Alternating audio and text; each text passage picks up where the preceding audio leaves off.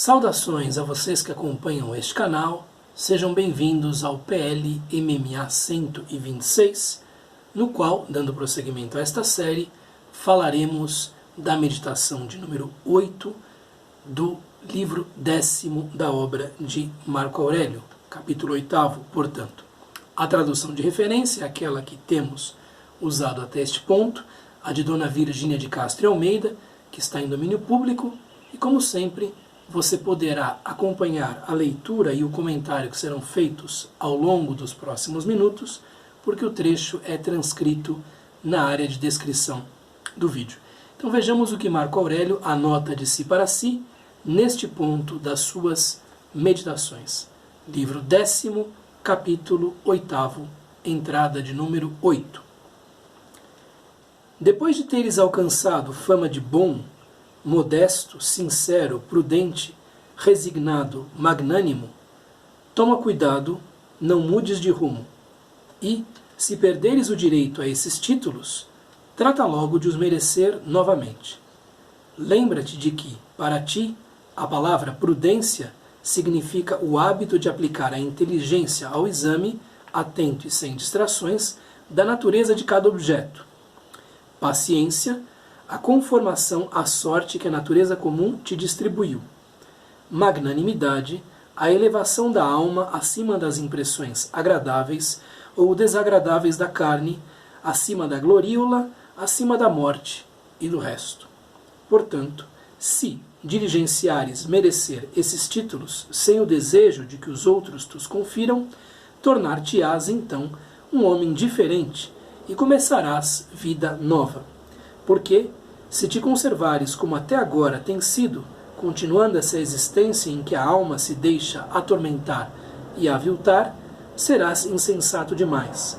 Demais escravizado pelo amor à vida, parecer-te-ás demais com certos bestiários que, já meio devorados e cobertos de feridas e sangue, pedem ainda que os poupem até ao dia seguinte, a fim de, naquele estado, serem novamente expostos às mesmas garras e aos mesmos dentes. Fortalece-te, pois, na posse desses títulos, e se podes, conserva-te aí, como se fosses transportado para as ilhas bem-aventuradas. Se perceberes que te fogem e que já não és senhor deles, vai corajosamente para um canto do mundo, onde de novo os possa alcançar. Ou então, retira-te da vida, não por cólera, mas simplesmente, livremente, modestamente, fazendo pelo menos uma coisa bem feita no decorrer da tua existência. Retirar-te dela assim. E o que te ajudará muito a lembrar-te sempre desses títulos é pensares nos deuses, que não querem ser lisonjeados, mas imitados por todos os seres dotados de razão, e que é a figueira que procede como figueira, o cão como cão, a abelha como abelha e o homem como homem. Mas uma meditação razoavelmente longa, razoavelmente alentada, que pede um PLMMA só para ela, né? Nós temos aqui um início de tradução que é um tanto misleading, né, como se diria em inglês, isto é, que nos conduz por um caminho que não é o melhor, né? É algo que nos desvia um pouco da boa compreensão, porque no original não fica claro que se trata de títulos concedidos por outrem para Marco Aurélio. Na verdade, o que se entende por meio desta enumeração de alguns adjetivos é que se trata de títulos que Marco Aurélio dá de si para si, que ele confere a si mesmo de alguma maneira numa espécie de jogo psicológico interior.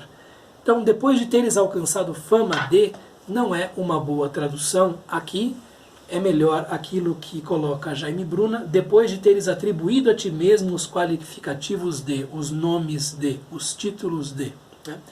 E não a fama dada por outrem. Então, depois de teres alcançado os qualificativos, de te teres atribuído a ti próprio estes termos, estes títulos, e aqui temos bom, modesto, sincero, prudente, resignado, magnânimo, né? Então, se nós formos ao grego, veremos que é agathos, agathos, evidentemente, é bom, Aidemon, que é aquele que tem aidos, aidos uma palavra muito importante no pensamento ético grego, porque indica o senso de honorabilidade, de pudor, de vergonha de um indivíduo, portanto, algo que pode ser traduzido como modesto, ou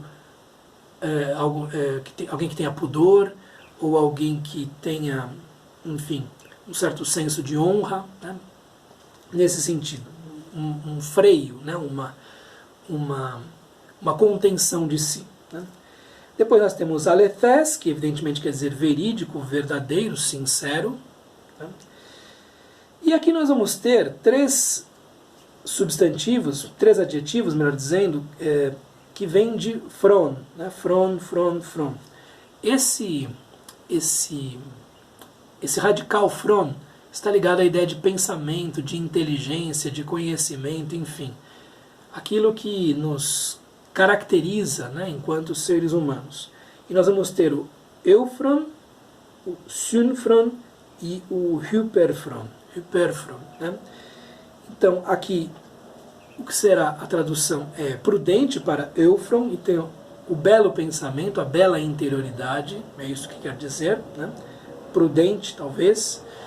Depois nós temos o synfron, que quer dizer algo como, enfim, resignado, alguém que se coaduna com os outros por meio do pensamento, por meio da interioridade, da melhor maneira possível. Cordato é a escolha de Bruna, né? Depois nós temos Hyperfron, que aqui para Dona Virgínia é magnânimo, de fato, é ter a sua interioridade grandiosa e, portanto, capaz de lidar com circunstâncias adversas. Né? Então nós temos aqui três adjetivos que são derivados do mesmo radical, algo que é impossível de verter em português. Né? Então, por exemplo, Haynes coloca como a good man para agathos, a modest man para aidemon, truth teller, aquele que diz a verdade, para o alethés, e por fim, eufron, ele coloca wise of heart, de coração sábio, né? Lembra aquela prece, né, de Salomão, que pede para ter um coração inteligente a Deus, né? Synfron, que ele coloca como, enfim, solidário de coração, né? E grande de coração é o hyperfron. Enfim, algo que se traduz desta maneira.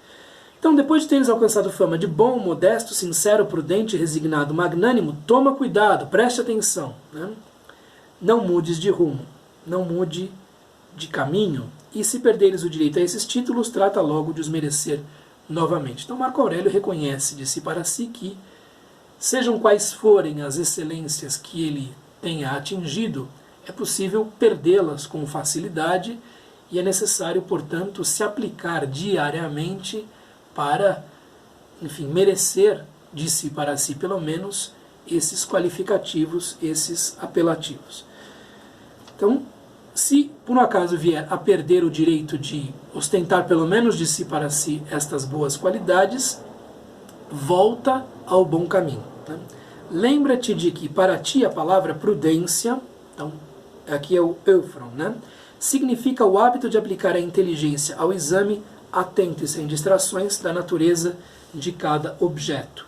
Bruna coloca da seguinte maneira: lembra-te de que prudente significa em ti a atenção minudente, portanto muito detida, e cuidadosa a cada pormenor. Portanto, aqui a prudência como prestar atenção às coisas, algo que está muito ligado à chamada disciplina do assentimento ou disciplina da percepção. Entender como são constituídas as representações que aparecem diante, digamos assim, do olho da mente, né? Diante da mente, que deve decidir o que fazer com elas, deve decidir como rotulá-las, como atribuir juízos a elas. Né?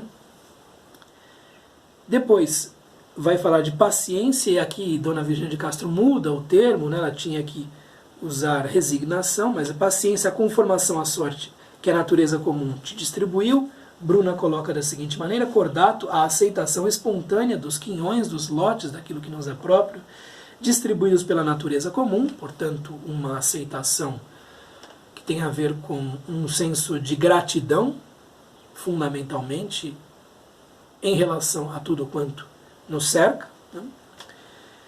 E por fim aqui, magnanimidade, a elevação da alma acima das impressões agradáveis ou desagradáveis da carne, acima da gloríola, acima da morte e do resto. Essa magnanimidade tem uma ligação estreita com o que se coloca como resignação ou o fato de ser cordato, porque aqui está a ideia de estar acima das circunstâncias, das contingências que possam ser ou boas ou ruins para um indivíduo. Então, um indivíduo que tenha a prudência, que tenha a resignação e que tenha a magnanimidade, estará cumprindo com a sua função, cumprindo com o seu dever enquanto ser humano, né? E se ele puder atribuir de si para si esses títulos, se ele vier a merecer no seu foro íntimo esses títulos, melhor para ele.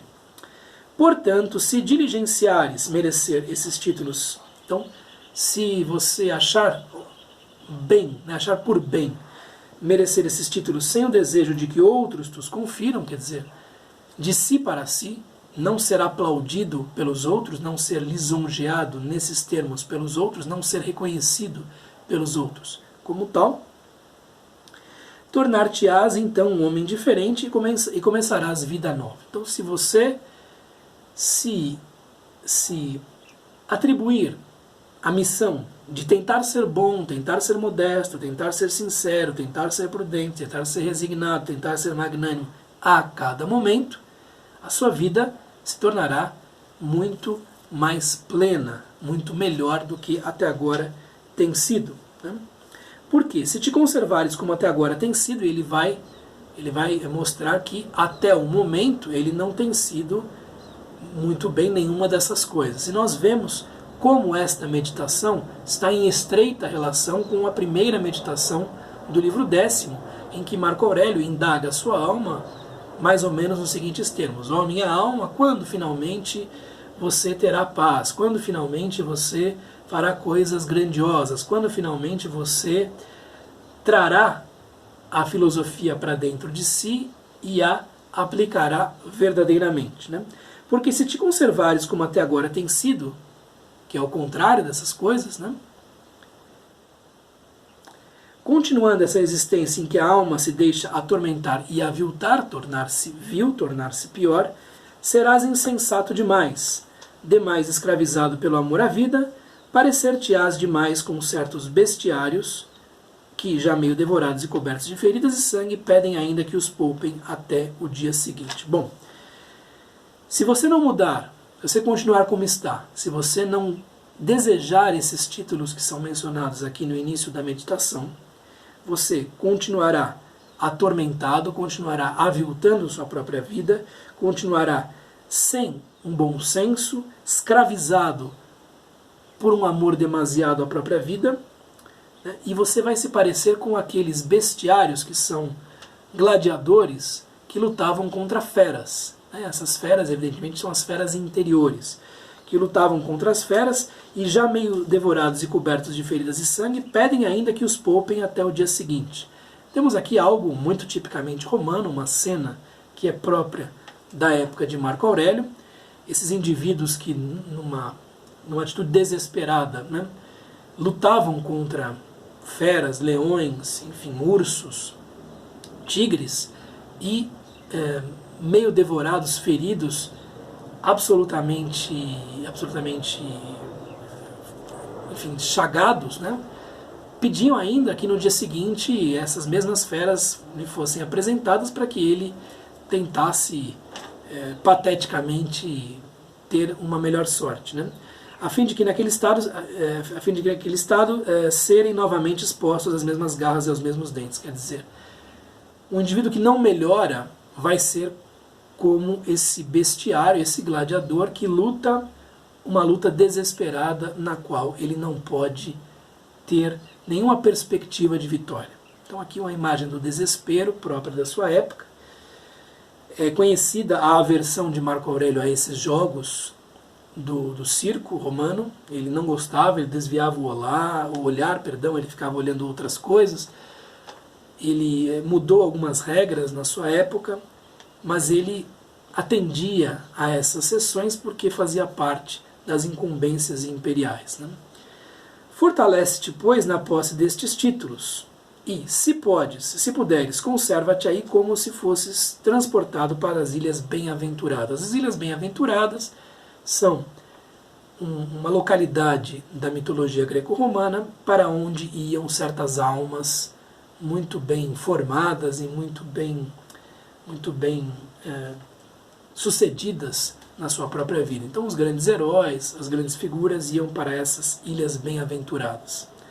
Se perceberes que te fogem e que já não é senhor deles, desses títulos que você talvez venha a merecer, disse para si, vai corajosamente para um canto do mundo onde de novo os possa alcançar. Então a ideia de um otium, né, de um descanso, de um repouso, para carregar as suas baterias, né, para reencontrar-se a si mesmo, está aqui colocada, ou uma alternativa ainda mais radical. Os estoicos vão sempre trazer esta possibilidade, por mais que ela nos repugne, ou então retira-te da vida, se não é mais possível viver segundo os melhores preceitos, né? Não por cólera, não por estar bravo consigo mesmo, por não ter conseguido atingir o melhor, nem por abatimento, nem por prostração, mas de maneira simples, de maneira livre, de maneira modesta, fazendo pelo menos uma coisa bem feita no decorrer da tua existência, retirar-te dela assim. Se você não conseguiu fazer absolutamente nada bem na sua existência, talvez você possa ter um fim de existência bem conduzido, por assim dizer, né? Sempre tragam esta recomendação estoica dentro de si com um grano salis, né? Com um grão de sal. Enfim, não é algo que possa ser tomado de maneira ligeira, de maneira leve, né? Está se falando de algo muito sério. E o que te ajudará muito a lembrares-te sempre desses títulos, desses bons qualificativos, é pensares nos deuses, que não querem ser lisonjeados, nem elogiados, exaltados, mas imitados por todos os seres dotados de razão. Então aqui está-se num partido, digamos assim, platônico, né? Platão é aquele filósofo que vai contrário aos poetas e a outros formuladores de mitos de sua época, dizer que os deuses, na verdade, eram modelos de boa conduta e não modelos de má conduta, e que esses poetas mentiam, diziam coisas que não eram verdadeiras, que não eram as mais corretas. O que os deuses querem é ser imitados na sua bondade, nas suas boas qualidades, é o que diz Marco Aurélio aqui, né? Eles querem ser imitados por todos os seres dotados de razão. Por quê? Justamente a razão é o que aproxima seres humanos de deuses, porque ela está numa tensão, uma voltagem, digamos assim, muito maior nos deuses, mas de alguma maneira presente nos seres humanos, em nossa mente, né?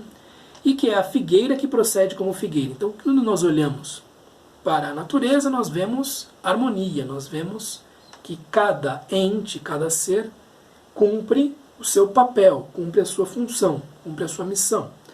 A figueira procede como figueira, o cão procede como cão, a abelha como abelha e o ser humano como ser humano, isto é, o ser humano tem dentro de si a potencialidade de buscar o melhor, de buscar a sua areté, que pode ser, talvez, desdobrada nestes qualificativos todos: bom, modesto, sincero, prudente, resignado, magnânimo, ou em quaisquer outros qualificativos que estejam a nosso alcance. Então, uma bela meditação em que Marco Aurélio fala da sua própria ineficiência, não fala da sua própria falta, do fato de estar aquém daquilo que ele poderia ser, daquilo que a filosofia lhe mostrava, e ele procura exortar a si mesmo a um caminho melhor, a um caminho de verdadeira virtude e de títulos interiores que ele pudesse ostentar de si para si, muito mais seguros e muito mais interessantes do que quaisquer lisonjas, quaisquer elogios que viessem da parte de outras pessoas. Era o que eu tinha a lhes dizer por este PL MMA e continuamos no próximo vídeo. Um abraço, até mais. Tchau.